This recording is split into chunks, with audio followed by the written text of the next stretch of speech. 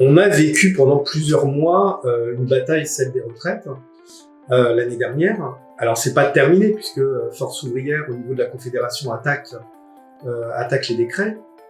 Donc on va voir ce que ça va donner. Pour l'instant c'est pas jugé. Donc ça reste quand même une bagarre. Hein. Je pense que la vraie bagarre, c'est de faire en sorte que la loi soit retirée et qu'on puisse gagner de nouveaux droits, c'est-à-dire revenir à nos revendications à Force ouvrière, en tout cas celle de l'Union départementale et Faux-Isère, c'est-à-dire une retraite à 60 ans avec 37 ans et demi de cotisation.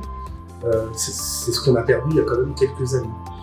Après, il y a un certain nombre de projets qui sont là et qui sont extrêmement dangereux. Disparition de Pôle emploi et la mise en place de France Travail, avec un nouveau durcissement sur les droits des demandeurs d'emploi. On a la loi immigration qui a également un impact sur les travailleurs, et notamment les travailleurs issus de l'immigration, extrêmement compliqué parce que très conflictuel, mais c'est un sujet qui est important en tout cas pour Force ouvrière. On a toujours la question, bien évidemment, la question des salaires.